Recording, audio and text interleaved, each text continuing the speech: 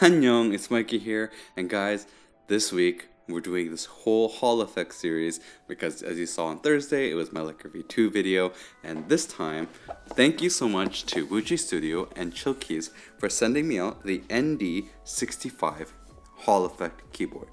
Now this is the Hall Effect keyboard made by Chilkey's, so we're going to do a full unboxing, see how it's like, see what the gameplay is like, and how it works in game, how well it works, and if there's any issues or anything else I noticed. So let's get straight into it, and please make sure to like, subscribe.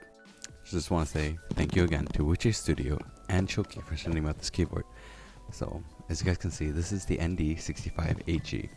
So we're going to be doing the unboxing. Let's take a look at the accessories. So we're going to take a look to see the cable, which is actually incredibly nice. So this is interesting. I haven't seen one that was built like this, like almost like a futuristic look on the USB port. The cable itself isn't coiled, which is unfortunate, but other than that, you do get that and the keycap puller, but nothing else really. Now, taking a look at the keyboard, it is a 65%. It has this LED strip on the top, which is really cool. And the bottom, I'm gonna be honest, is a little bit plain. But taking a look at this keyboard, it looks actually quite clean and nice. I do like it. So we're going to quickly do a weight of the keyboard before we do the sound test of stock and lubed. So this is going to be about 1.6 kilos.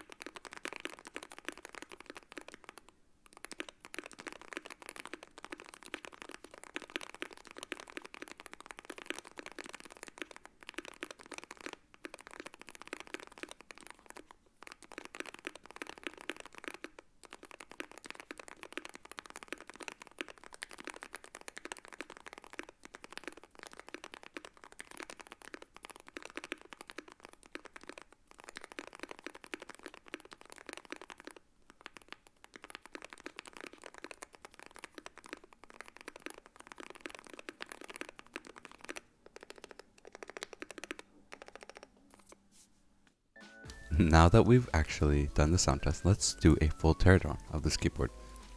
As you can see, I have to remove a lot of keys to get to the screws. So in total, there should be 10 screws you have to remove to be able to get to the bottom of the keyboard.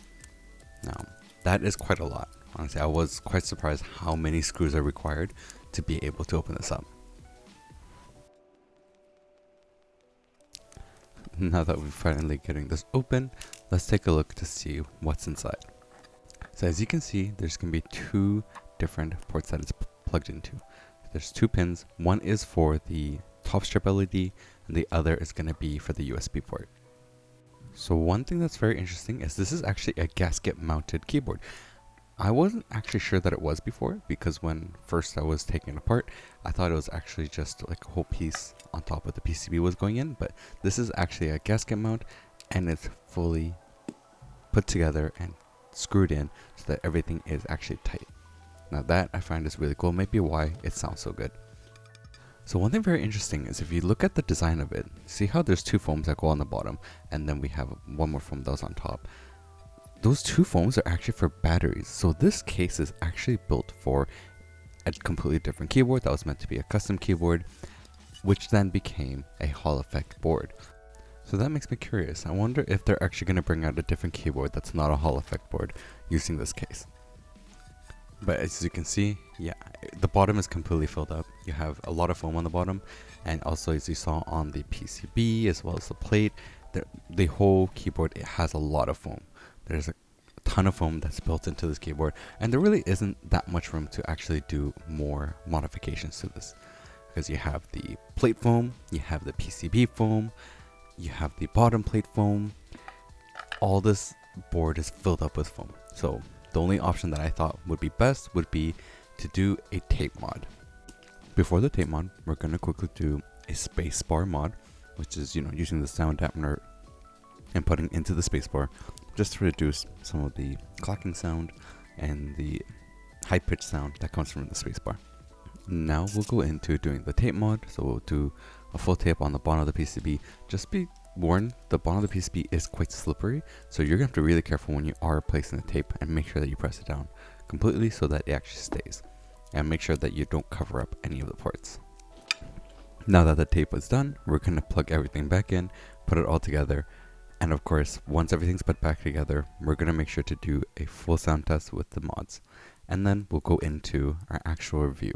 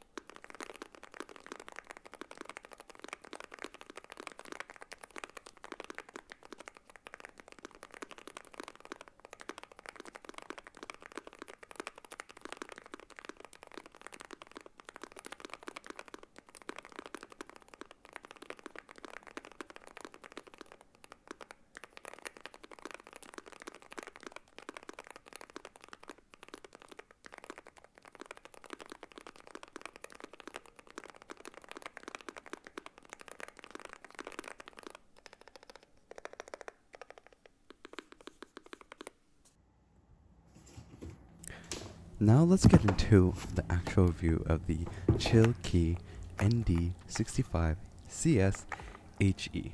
That's a long name. This keyboard, guys, is a Hall effect keyboard, so that means you get rapid trigger, you get like the rappy snappy, and many different features, as well as it's an analog keyboard, meaning you're able to control when the actuation happens and the amount of pressure required. So let's go right into the software. So to get to the software, just gonna go to Chilkey's website, find the ND65, scroll down, and you'll find it right there. So it's customized now, and I'll lead you to a website where you can actually fine tune your keyboard. Now you have to make sure that it shows up on the website. Again, this is an online platform, so that is one unfortunate thing. That means you always have to be online to do any changes to your keyboard. Another thing, you're not able to name your own profiles. I think that's kind of weird. It's like you can create different profiles, but you're not able to name them, meaning you might not even know which profile is which. But you do get RGB effect, you have rapid trigger, advanced keys, and so much more on this specific website. Now let's go straight into the actual rapid trigger. This one works a little bit different. It has sensitivity from 1 to 20. 20 meaning the most sensitive, so it will actuate at much quicker. 1 being you have to press all the way down for it to actuate. So that is a little bit different. You don't go by millimeters, you actually have to go through fully sensitivity wise 1 to 20. It took a little bit of time for me to actually get it. Luckily they do have that question mark which explains it, but if you don't go and put your mouse over it, you might not exactly know what you're doing, which is kind of unfortunate. Also, you have to make sure you press confirm and sync, because if you don't, it might not actually save onto your keyboard. So make sure when you're doing these changes to press confirm and sync. Me, I'm just setting up what I would do for Apex, so that's my Apex settings, but make sure you guys are pressing confirm and sync, and make sure that you guys are actually doing everything fully through. Also, make sure to test it to see if it's working for you. Now, you can go into advanced keys. You can do the mod tap, which is a rappy snappy, which is very nice to have. But again, this whole keyboard requires you to really know what you're doing. Like, you have to remember very specific things to make sure it works. One thing to note as well, once you are done making a digital profile, there is a little bit of a glitch that is wrong with this keyboard. To give you guys exact what happens is after you set up a profile, you may have this issue where some key might not work. Mine was the ESC and then the S key. They stopped working. So one possible solution is to use the manual and learn how to reset the board when that happens. I don't think that is the most efficient method of being able to do that. Another way you can go about it is in the software, just press sync again, and it should actually start working again. It is a bit weird. They are looking into it. So I spoke with Uche Studio because they were the ones that sent me out this Chilkey because they're collaborating with Chilkey, and they do know about this issue. They've heard about it. They're looking into it and trying to make an update so that they can get it fixed. But currently, guys, it is a big issue that I think needs to get fixed right away. And this is a solution that I can personally provide to you guys, is that you can press sync in the software, make like a small change, press sync, confirm, and it should start working. If it really stops working completely, press and reset it completely. The way to reset is hold FN and backspace for a few seconds. Now let me give you guys some gameplay footage and what I think about playing games with this. So I was actually finally able to properly record gameplay with my OBS to try this keyboard out in game and see how it's like. Now, please don't mind my aim. I haven't played in a long time and I suck. I actually suck really bad now. Using this keyboard has been nice. Like, I have used other Hall Effect keyboards. My experiences was with the Wu-Ting and the Echo Hall Effect keyboard. This one has been pretty good. Even when I tried to learn how to super glide with it, wasn't too difficult. Using the board itself is actually pretty nice.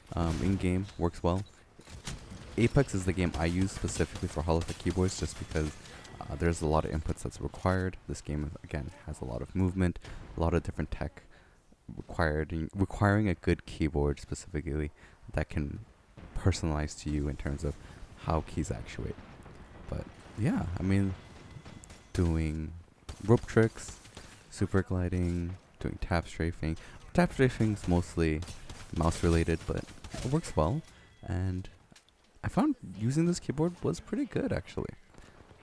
Comparing it to the Wu-Ting, I don't know. I would say it's quite even right now. Honestly, there isn't like something crazy of the two keyboards where like one's 8K or something. Right now they're both very equal, and I think this one is fun to use playing games.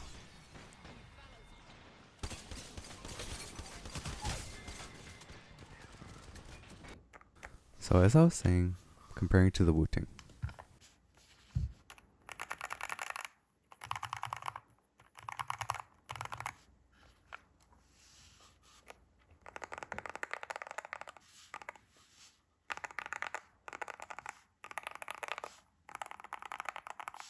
I have to admit, it sounds so much nicer. I think the gasket mounting and how this case was built was really, really, really well done. Like, I wish Wu-Ting kind of did the same thing. Like, I wish Wu-Ting would do maybe an updated Lumez case and did like a gasket mount like how Chilkey did it with their ND65. Now, this is a Hall Effect gaming keyboard, so again, this is really great for gaming. I do like the fact that it has the arrow keys and that this thing sounds and feels great. The stabilizers weren't the best, but you can always add more lube and fix it up to make it sound nicer. In terms of the stock setting of this keyboard, it was a little bit weird. These switches feel incredibly smooth, but they are a little bit interesting in how they are shaped. See how the bottom is really, really long? Normally, Hall Effect keyboards are usually flat on the bottom where the magnet ends. This one actually has a stem that goes further, which was kind of interesting. I don't know if it affects the sound exactly, but it does sound really great. I just found it incredibly interesting of how it was. This key switch feels really, really smooth, but it also doesn't feel accurate in a way. It's hard to explain, but I know that these switches wouldn't work with a Wu-Ting, but it was nice to play with. Like, playing games with this, it felt different. The switches do feel a little bit heavier, and I still think though that in terms of, say, feel of the keyboard, it does feel incredibly smooth. Playing video games with it was perfect. I didn't have any issues. Again, the only issues that I found specifically with this one was the software and it causing some of the switches to turn off completely where it wouldn't work at all. So, but luckily they are looking into it, but this is something to keep in mind. until it is updated. Also, inside the Switch itself, the stem is actually built a little bit differently, which is helping a lot with stem wobble. So you actually get very, very little stem wobble because it's dual rail, and inside has this incredible, I would say it's like a half moon shape on the back, helps keep it very, very steady. But again, guys, this is a Hall effect keyboard, which is definitely nice, but consider the issue that I explained. Hopefully they do release something very, very soon to help fix the issue. Let me know down below in the comments, what do you guys think of this ND65 HE? I think they did a really good job. I mean, the fact is, it sounds amazing. It actually sounds really good for a Hall effect keyboard. And I've done so much work with my Wu-Tang to try to make it sound better, as you guys saw through all the different moddings that I've done. The Leica V2 definitely made it sound better, but I wish that they did more of like a gasket mount. And if Wu-Tang ever sees this video, it'd be awesome if they did an update on the Lumaz case and made it more of like a gasket mount case. I think it is quite doable, like how they did it here with the ND65, where if they do a PCB plate to have the mounting available to be able to do a gasket mount, and then have an on top layer that will actually mount it right in. I think that would actually help a lot with the Wu-Tang 60 sound. Now in terms of the ND65, it is good. I mean, it is quite good. The ESC issue though, I did speak with them and they said that they're looking into it because they noticed it as well and had some comments on it. So that is something that can easily be fixed through software. Now, yeah, check out the links below. Go check out the keyboard. I think this is a really nice sounding Hall effect that works well with gaming as well. So I'll check you guys out next time, and please check these other videos that I've done.